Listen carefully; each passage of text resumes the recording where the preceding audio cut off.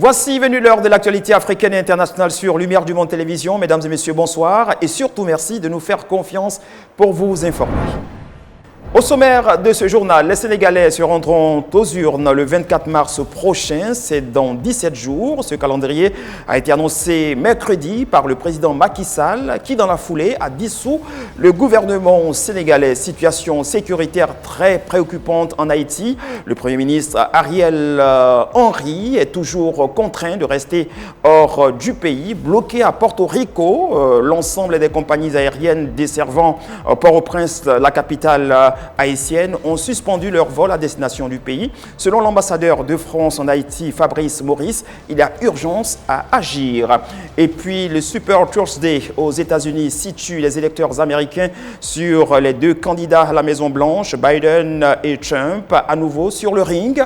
Le 5 novembre prochain, nous en parlerons dans votre journal, avec le professeur Mitch Land, doyen des arts médiatiques et du culte à King's University de Gateway, c'est dans le Texas, aux États-Unis.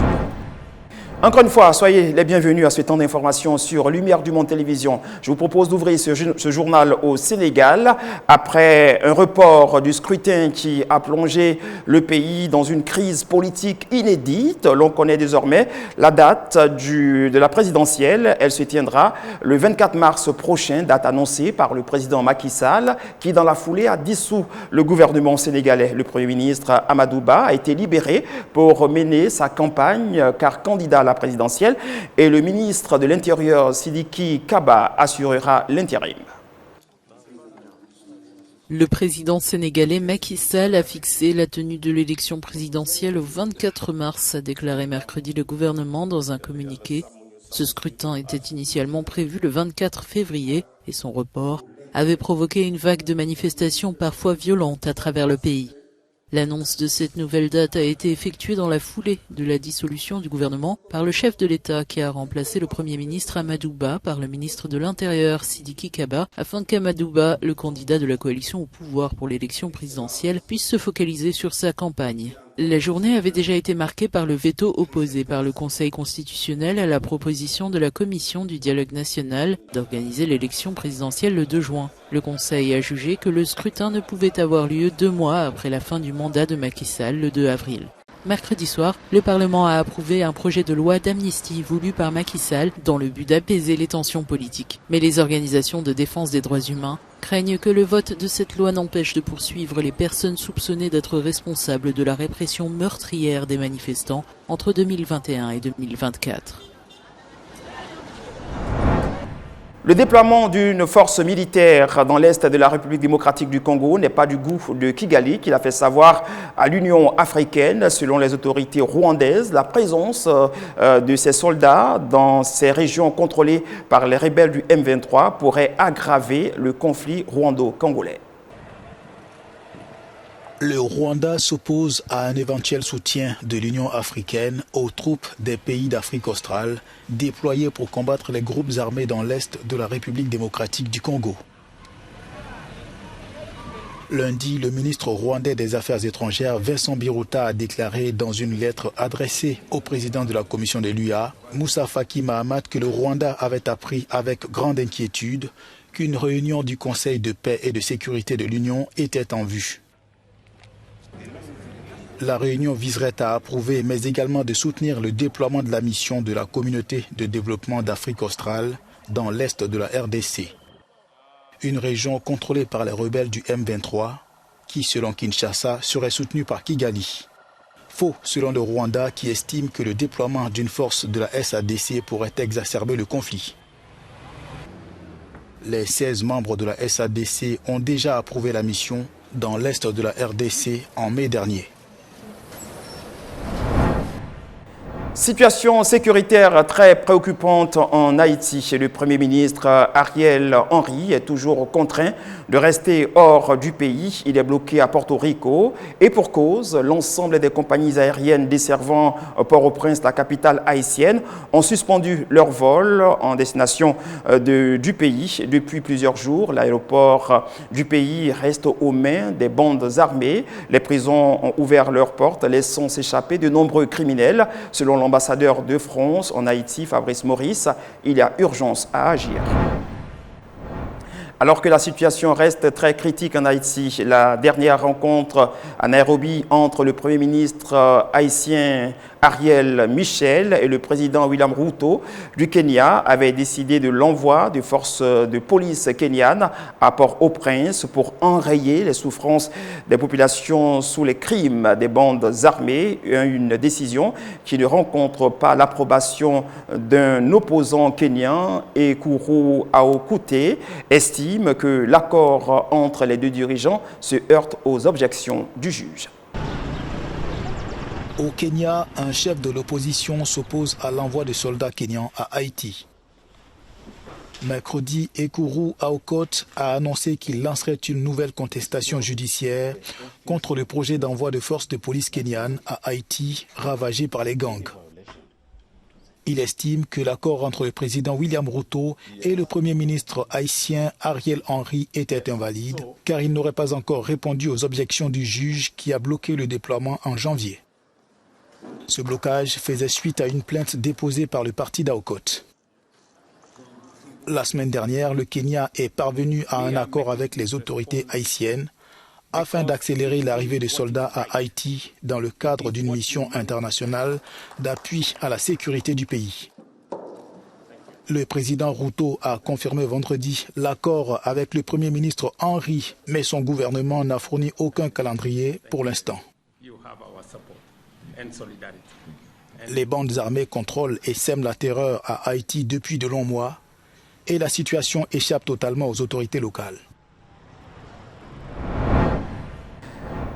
Les États-Unis vont tout droit vers un remake de 2021 après le vote du Super Tuesday. Biden et Trump, encore adversaires autour de la Maison-Blanche. Avant le scrutin de novembre, les avis des électeurs américains sont partagés sur les deux candidats. Les images.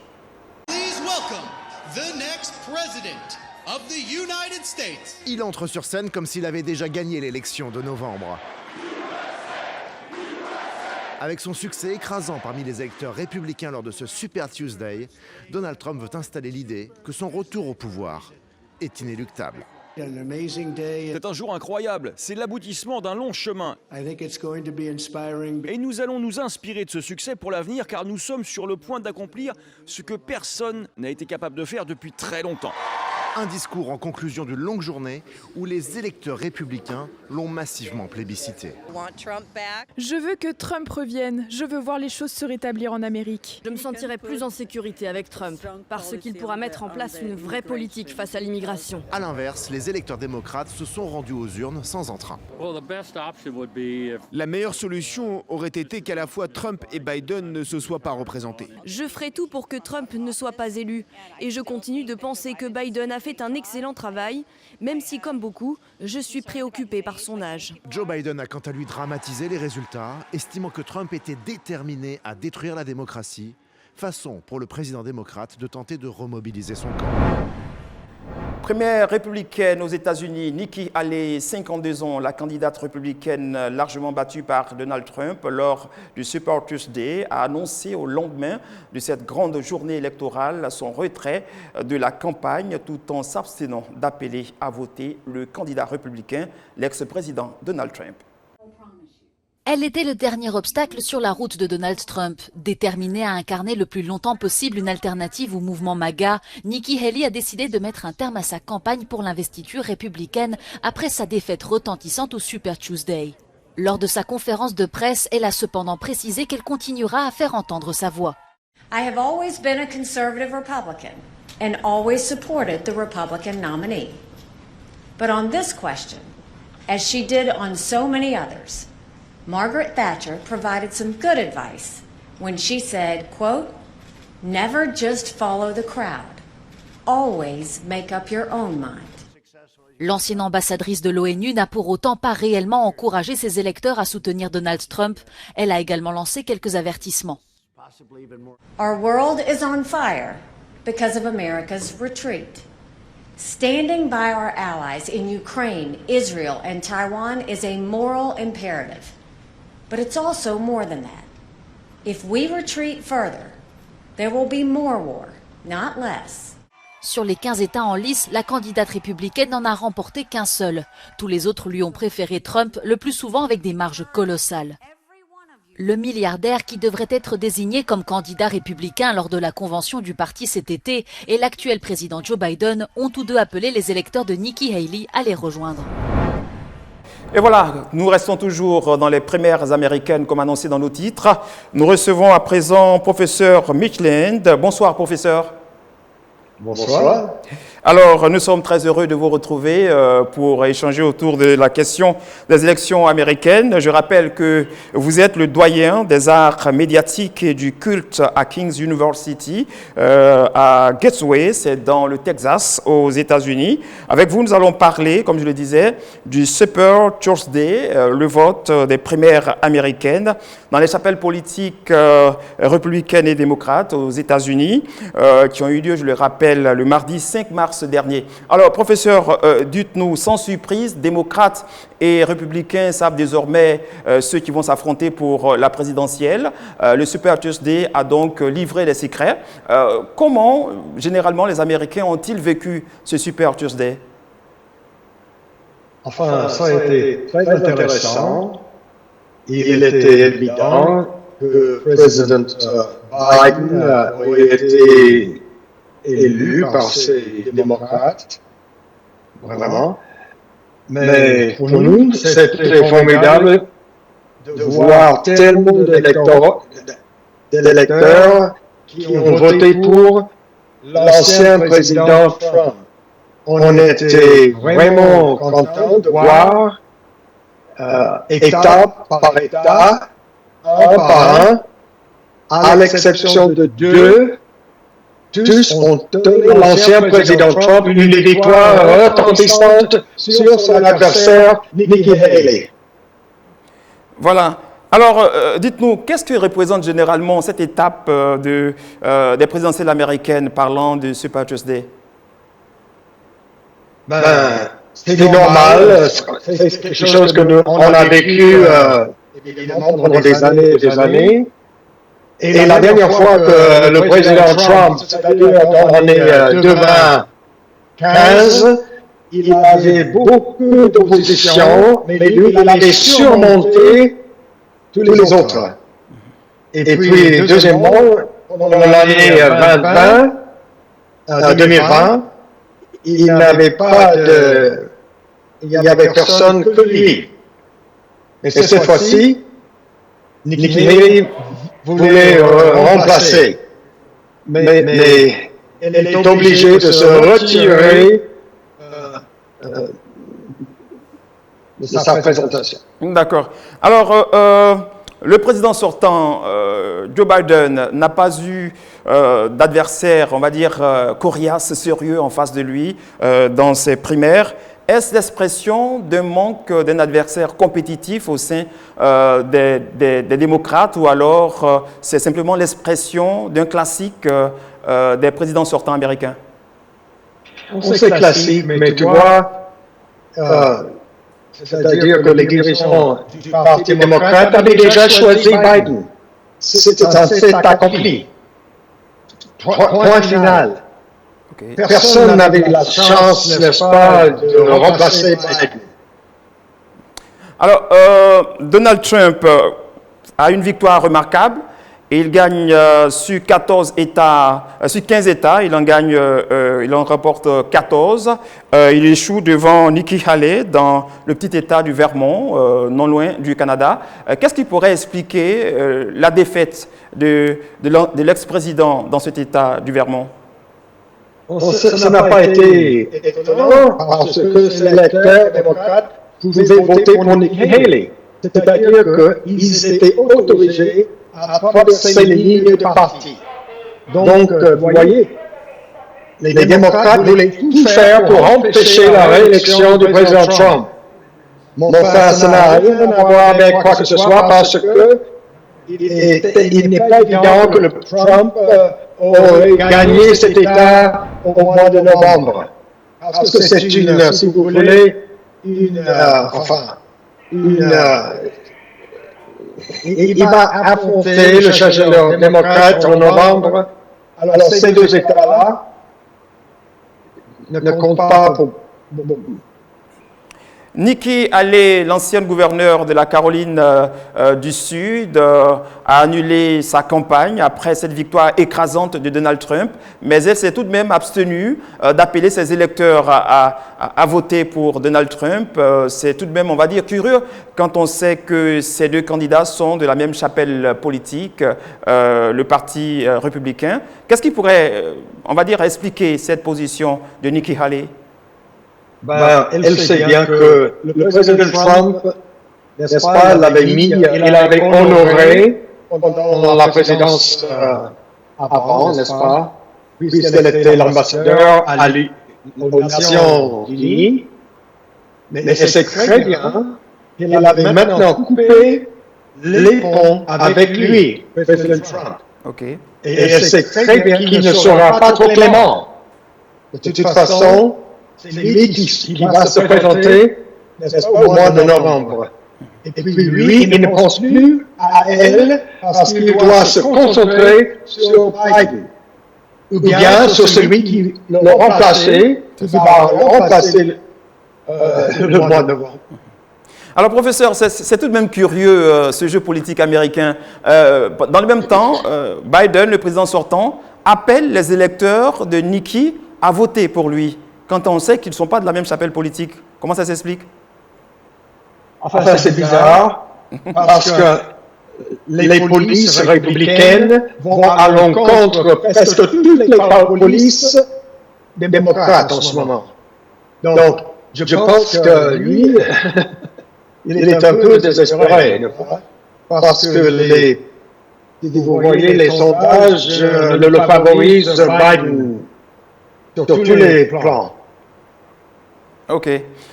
Joe Biden, parlons toujours de lui, a appelé, en fait, a fait une critique. Il parle d'un esprit de revanche de l'ex-président Donald Trump. De quel esprit parle-t-il? De quelle revanche, en fait? Tu vois, Biden avait échoué sur tellement de points. L'économie, le retrait honteux d'Afghanistan, la frontière ouverte, qui a permis plus de 7 millions de clandestins de traverser, ce qui va à l'encontre de la loi américaine, et même à l'encontre de la majorité en Amérique. Même que ce soit des démocrates, que ce soit des républicains. Les gens ne sont pas contents de lui. Et puis les guerres en Ukraine et en Israël. Évidemment, nous croyons que sous l'ancien président Trump, on avait la paix, si vous voulez bien, si vous vous rappelez. Parce que nos adversaires craignaient sa détermination. Ils se moquent maintenant du président Joe Biden. Alors, professeur, dernière question de cet entretien. Quelles sont, selon vous, les chances des deux candidats? Aussi, vous voyez, si l'élection en ce moment n'est pas truquée, président Trump va gagner. Et si vous regardez le marché, je parle, ça monte chaque fois que la popularité de Trump monte. C'est-à-dire les investissements. Et je voulais quand même parler tout simplement pour ce soir, parce que ce soir, Biden va présenter son discours annuel sur l'état de la nation. Okay. Et je viens d'apprendre que les démocrates expriment discrètement des inquiétudes concernant le discours de Biden prévu ce soir. Des inquiétudes quant à la capacité du président Biden, âgé de 81 ans, à parler sans dire des bêtises. Biden est toujours susceptible de commettre des erreurs pendant ses discours et des entretiens. Il est obligé à tout moment de consulter ses notes pour pouvoir répondre. Donc, ils ont peur qu'il va échouer ce soir. C'est-à-dire que mardi passé et dans le passé, on n'y pense plus. On pense à novembre. Okay. Et puis les sondages sont toujours très bas contre Biden. OK. Alors, nous attendons donc ce discours à la nation de Biden ce soir. Merci, professeur, de vous être prêté aux questions de la rédaction de Lumière du Monde Télévision. Notons que nous vous solliciterons très souvent désormais pour parler, bien entendu, de l'actualité autour de la présidentielle américaine, qui, je le rappelle, aura lieu le 5 novembre prochain. Merci, professeur. Je rappelle toujours que vous êtes le doyen des arts médiatiques et du culte à King's University, à Gateway. C'est dans le Texas, aux États-Unis. Merci infiniment, professeur. Et puis, on se retrouve pour encore parler de la présidentielle américaine sur d'autres plateaux. Infiniment merci. Je vous remercie et je vous bénisse. Amen. Et nous parlons à présent religion dans votre journal. C'est une décision qui pourrait faire date pour les demandeurs d'asile. La Cour de justice de l'Union européenne, saisie par un tribunal administratif autrichien, a donné raison à un demandeur d'asile iranien qui est devenu chrétien après être arrivé en Autriche, rapporte le journal chrétien Evangelical Focus. La nouvelle foi chrétienne de l'Iranien constitue désormais un danger de persécution dans son pays d'origine. Fort de ce constat, la Cour a interdit les États membres de l'Union européenne de présumer que les demandeurs d'asile qui revendiquent une conversion religieuse le font uniquement pour obtenir le statut de réfugié. Selon la loi autrichienne, le demandeur d'asile doit être déjà chrétien dans son pays d'origine avant de demander l'asile. La décision revient donc à la justice autrichienne de trancher, une décision qui pourrait toutefois créer un précédent suite à la position de la Cour de justice européenne sur la question. Voilà, c'est la fin de ce temps d'information sur Lumière du Monde Télévision. Nous avons pris beaucoup de plaisir à vous présenter ce journal. Merci et bonsoir.